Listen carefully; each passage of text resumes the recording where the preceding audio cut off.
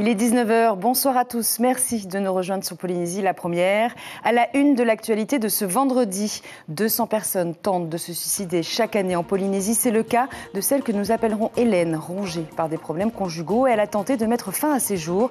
Notre équipe l'a rencontrée, son témoignage dans ce journal.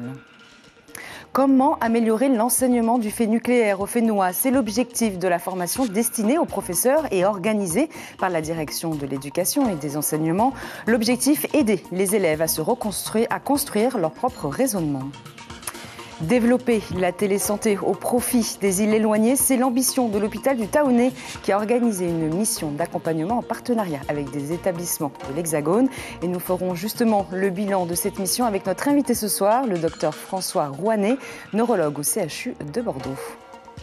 Dans notre rubrique Tehonota Motu, nous partirons du côté d'Arotua. Souvenez-vous, il y a 2 ans, un navire de pêche chinois s'est échoué sur le récif de l'île. Le démantèlement a débuté fin juin et doit se terminer à la fin du mois. Nous ferons le point avec le Tavana.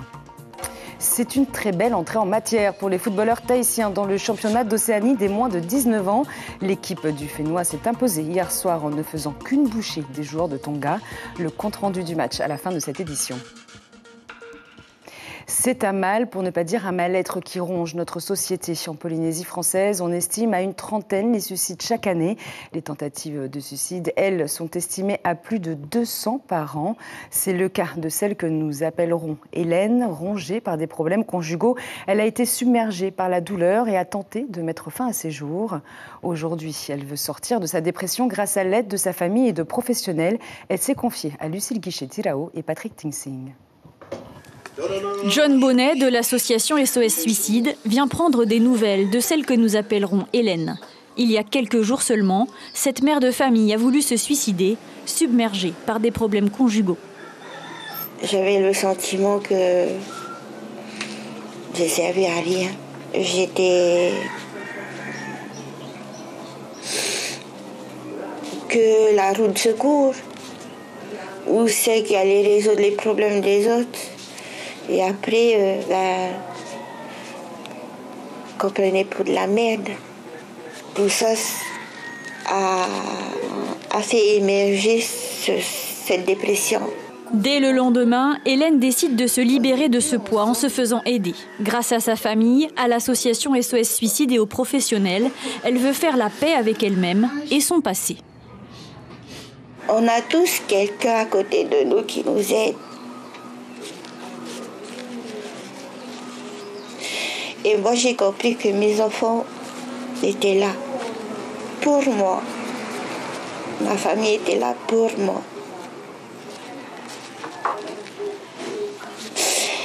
Et j'ai aussi compris que j'avais besoin d'être aidée. J'étais en souffrance. Ne restez pas dans votre souffrance, je vous dis. Ça fait trop mal. Accepter d'être aidée. Elle est tellement belle la vie avec tous ses aléas. Autant mieux la vivre avec toutes ces expériences, mais la vivre mieux. Chaque année, 200 personnes en moyenne tentent de se suicider en Polynésie. Un ultime appel à l'aide qui cache un mal-être profond. Pour écouter et orienter les personnes ayant des idées suicidaires, le numéro de l'association SOS Suicide 87 ou 89 202 523. Sachez que demain, ce sera la journée mondiale de prévention du suicide. L'association organise à cette occasion une réunion œcuménique avec en clôture un lâcher de lanternes volantes par la jeunesse polynésienne. Ce sera à 18 h dans les jardins de la mairie de Pirée. On sait désormais qui va gérer l'aéroport de Tahiti. Il s'agit de la société Vinci Airports. L'État a en effet choisi de ne pas relancer un nouvel appel d'offres. Le groupe français géant du secteur devrait créer une nouvelle société d'exploitation avec le pays qui en sera actionnaire à 49%, comme c'est le cas aujourd'hui d'ADT. La nouvelle concession doit être mise en œuvre à partir de la fin du premier semestre 2023 et durer 40 ans. Le pays a annoncé entamer dès que possible des réunions de travail avec l'attributaire de la concession afin d'examiner la nature du projet. Et pas de réaction pour l'instant du côté de la CCISM de Tahiti qui avait elle aussi candidaté pour reprendre la gestion de l'aéroport. L'école doit adapter ses programmes aux particularités des territoires et leurs événements. Ce sont les mots du vice-recteur en introduction d'une session de formation destinée aux enseignants et organisée depuis 5 ans par la DG2E, la Direction de l'éducation et des enseignements. L'objectif de cette séance de travail, mieux comprendre et améliorer l'enseignement du fait nucléaire en Polynésie française, car l'histoire est en constante évolution. Les explications de Caroline Fary sur des images de Mirko Van Foof. Comment donner aux enseignants toutes les clés nécessaires à l'apprentissage du fait nucléaire? C'est tout l'enjeu de ces sessions de formation. Excite le dogmatisme, il s'agit avant tout de réunir les ressources disponibles et d'apporter aux élèves un esprit critique. Notre travail, c'est de permettre aux élèves de comprendre qu'est-ce qu'on leur dit, qu'est-ce qu'ils entendent, de leur donner toutes les armes pour pouvoir se forger eux-mêmes leur opinion. On n'essaye pas de donner une doxa, on n'essaye pas de donner de l'idéologie, mais vraiment d'aider les élèves à se construire leur propre raisonnement. Les enseignants de plusieurs établissements, toutes disciplines confondues, sont partie prenante dans l'apprentissage d'un événement historique plus ou moins controversé. Nous devons rester objectifs devant les faits et que le seul but, c'est justement de développer l'esprit de réflexion chez l'enfant pour qu'il puisse lui-même avoir son propre avis sur le thème du fait nucléaire. Le pays a la possibilité d'adapter ses programmes pédagogiques. Le fait nucléaire, très peu traité dans les livres d'histoire il y a quelques années, est aujourd'hui accessible aux élèves. C'est un fait historique qui appartient à la Polynésie française. Il m'a paru essentiel de l'écrire dans le programme de la Polynésie française et surtout de donner l'opportunité à nos jeunes, que ce soit du premier degré ou du second degré, puisqu'on va même jusqu'à l'université, de connaître l'histoire de la Polynésie française. La Polynésie s'empare de son histoire. Le travail de déclassification des archives permettra à l'avenir d'élargir l'éventail des ressources à disposition des enseignants. Eux aussi ont travaillé ensemble sur une problématique bien précise, celle de développer la télésanté au profit des îles éloignées. C'est la volonté du CHPF qui souhaite intégrer ce système au projet d'établissement prévu pour 2023. L'idée est d'apporter son expertise en soins et de compléter ou renforcer ses compétences auprès d'autres établissements de santé. Le centre hospitalier du Taonais, en partenariat avec des établissements de l'Hexagone, a donc organisé une mission d'accompagnement en ce sens. Elle a pris fin aujourd'hui. Pour en parler, nous recevons François Rouanet, neurologue au CHU de Bordeaux et membre de cette mission. Yaorana. Merci beaucoup d'être avec nous. Alors, quel est le bilan de cette mission ? Alors peut-être avant de faire le bilan, il est important de préciser ce que c'est la télésanté. C'est avant tout une organisation des soins qui permet à un médecin de faire une consultation pour un patient qui est éloigné de lui. Ça lui permet aussi de parler avec un autre médecin pour échanger, c'est ce qu'on appelle la téléexpertise. Ça permet à un radiologue d'interpréter un scanner à distance, c'est la téléradiologie. Ça permet à une infirmière de guider les soins pour faire un pansement, on appelle ça les télésoins. Alors le bilan de la mission, c'est que finalement, en Polynésie, globalement, il y a déjà pas mal d'actions de télésanté qui ont été mises en place, mais il y a vraiment une volonté du centre hospitalier de développer encore et de renforcer cette coordination des soins, et ça permet aussi de limiter la perte de chance et donc et d'améliorer l'égalité d'accès aux soins pour l'ensemble de la population polynésienne. Alors justement, quel est l'intérêt de la télésanté aujourd'hui ? C'est ça, c'est de réduire les distances et donc d'apporter la compétence médicale au plus près du patient, à quelque endroit qu'il se trouve.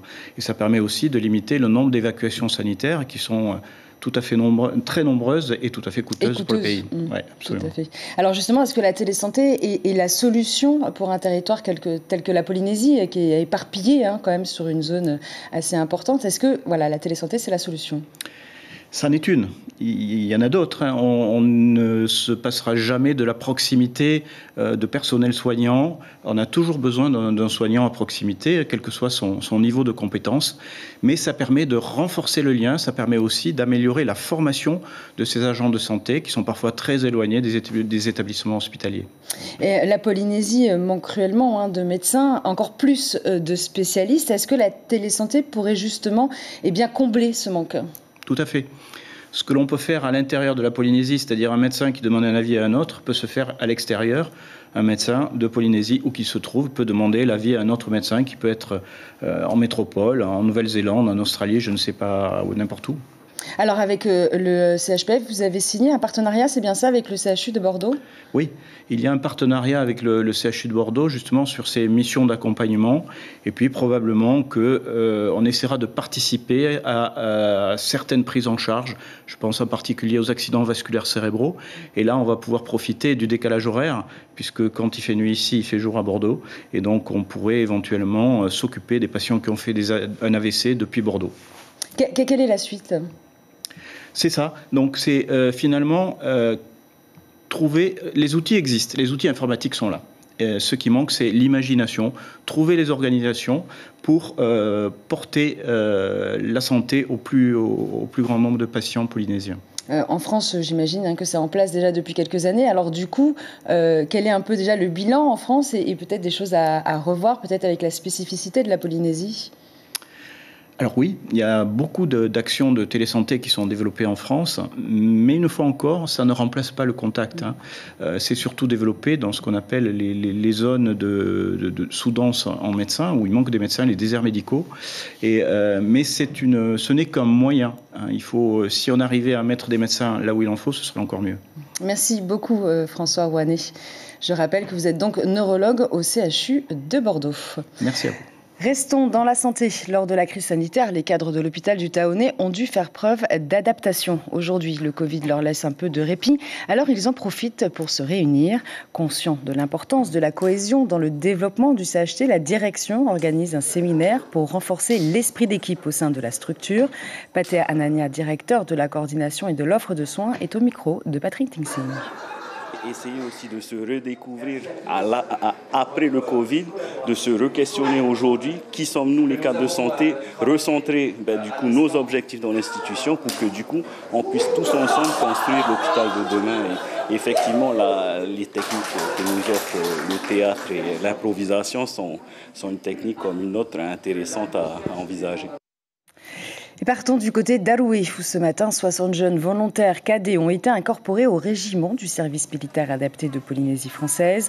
Au programme de cette intégration, des activités culturelles et sportives, des ateliers sur la photographie ou encore sur la citoyenneté et le civisme, mais aussi sur le développement des compétences individuelles. L'URSAMA est souvent un moyen pour les jeunes de chercher et parfois de trouver leur voie. On écoute deux jeunes cadets, Arthur et Malutea, au micro de Sandroli et Patita Savea. J'ai déjà un projet plus tard, je vais intégrer l'armée de terre. Et puisque en fait la plupart de ma fratrie ils sont dans l'armée, du coup moi je compte intégrer de ma part l'armée. C'est un rêve d'enfance. Pour moi je veux tout d'abord c'est pour exploser mes limites, exploiter mes compétences sportives, c'est pour essayer d'atteindre une limite où je ne peux pas dépasser. Et ces formations se dérouleront sur 30 jours, étalées sur 6 mois. Direction les Tuamotu à présent avec notre rubrique Tehono Ta'amotu.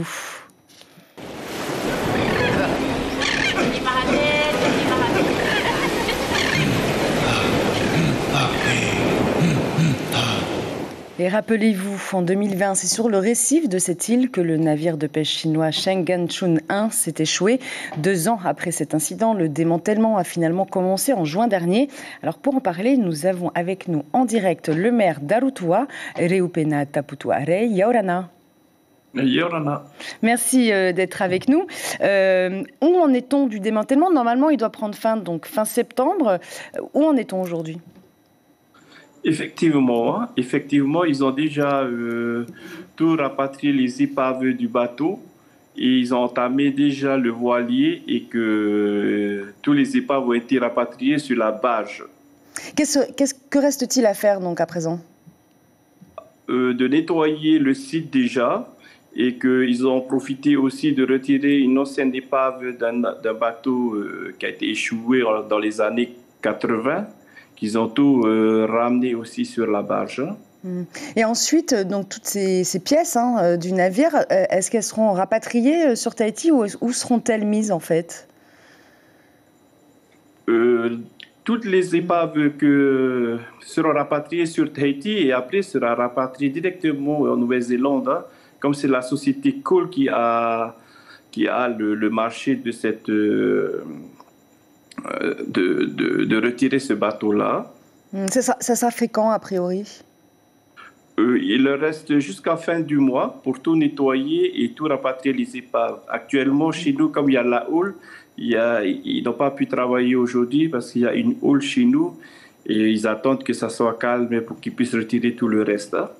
Alors, est-ce que cette opération a provoqué un peu de pollution ou pas du tout ?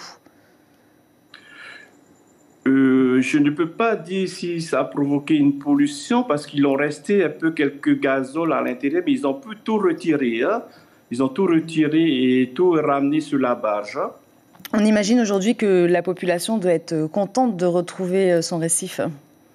Et effectivement, c'est un très grand soulagement pour la population que ces épaves sont tous retirées du récif, quoi. Alors, cette zone, on le sait, est dangereuse. Le gouvernement a d'ailleurs pris la décision que les gros navires ne passent plus par là, mais il y a encore des voiliers. Vous avez demandé en juin dernier une balise pour éviter d'autres accidents de ce type. Vous avez fait cette demande au pays. Est-ce que le pays vous a répondu ? Pas encore. Pas encore. Le pays n'a pas encore répondu à ma demande d'installer une balise à cet endroit-là. Mais je verrai encore à l'avenir, quand je serai sur Tahiti, voir encore le pays où on en est cette demande-là. Pour vous, ça vous paraît essentiel, justement, l'installation de cette balise pour éviter tout accident ? Tout à fait, tout à fait. C'est une obligation d'installer une balise, un point cardinal à cet endroit-là, vu ce qui s'est passé les 3 dernières années. Et je veux plus que ça se passe encore dans qu'un bateau échoue encore sur un récif à Arutwa. Généralement, pourquoi les bateaux échouent à Arutwa ? Je ne sais pas du tout, je ne peux te répondre à cette question. Merci beaucoup, Tavana. Merci. Merci d'avoir été avec nous. Je rappelle donc que vous êtes le Tavana d'Arutwa. Un mot de sport à présent. Le championnat d'Océanie des moins de 19 ans a débuté il y a 2 jours. La sélection tahitienne a largement remporté son premier match contre les Tonga, 8-0. Si la victoire semble écrasante, elle n'est pas si impressionnante compte tenu de la faiblesse de l'adversaire. Tahiti vise déjà de son côté le podium, mais les prochaines rencontres seront une autre paire de manches avec des équipes à bien meilleur niveau. En attendant, voici le compte-rendu du match avec Nicolas Suire et Hubert Liaou. Ouverture du score à la 25e minute avec la tête de Manu Arishan. 1-0 pour les Tahitiens, mais pas d'autres points marqués jusqu'à la fin de la première mi-temps. Pourtant, les occasions n'ont pas manqué. Il faudra attendre la seconde période pour assister à un festival de buts. 7 de plus contre les Tongiens qui ne font que subir. 8-0 à la fin du match. Pourtant, la sélection tahitienne n'est pas entièrement satisfaite de sa performance. Bien, mais on pouvait faire mieux. Mieux que 8-0. Ouais, après, il y avait beaucoup de déchets devant le but. Mais voilà, après, c'est des choses à travailler. L'équipe tongienne se sait moins forte et reconnaît la valeur de son adversaire. Elle estime ne pas avoir démérité. Nous venons des Tonga, le pays du rugby. Les joueurs, je pense, ils ont fait de leur mieux. Ils ont redoublé d'efforts, ils ont travaillé dur pour défendre. Et n'oublions pas que Tahiti est l'une des meilleures équipes du championnat. Et si le score de la sélection tahitienne n'a décollé qu'à la seconde mi-temps, c'est parce que lors de la première, les actions étaient trop individuelles. Lorsque le collectif s'est réellement mis en action, les buts se sont enchaînés jusqu'à la 88e minute.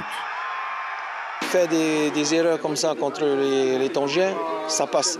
Mais après, quand on va jouer les Fidjiens, peut-être la Nouvelle-Zélande, si on a l'occasion de jouer, mais avec même la Calédonie et tout ça, je pense que les petites erreurs comme ça va payer cash et on va se mordre les doigts. Dans la ligne de mire de Tahiti, les équipes calédoniennes, néo-zélandaises et fidjiennes. Il faudra au moins être second dans cette compétition pour se qualifier pour les championnats du monde des moins de 19 ans.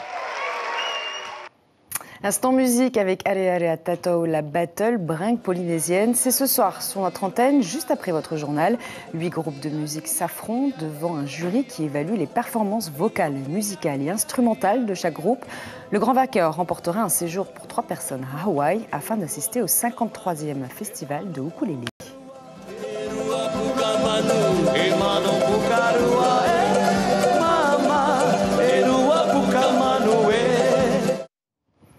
C'est la fin de cette édition. Je vous en rappelle l'information principale. C'est un mal, pour ne pas dire un mal-être qui ronge notre société. En Polynésie française, on estime à une trentaine de suicides et 200 tentatives de suicide par an. Problèmes de couple, de communication, les facteurs sont multiples. Demain, ce sera justement la journée mondiale de la prévention du suicide. À cette occasion, l'association SOS Suicide Polynésie organise une réunion œcuménique avec un lâcher de lanternes volantes par la jeunesse polynésienne. Et au programme ce soir, une soirée 100% musique avec le tout premier jeu concours de bringue polynésienne suivi du festival Outre-mer Pacifico. Demain, les premières informations en radio vous seront présentées par Abinera Temataotoa et Teupo Fatupua Ave. D'ici là, passez une excellente soirée sur nos antennes et je vous dis à demain.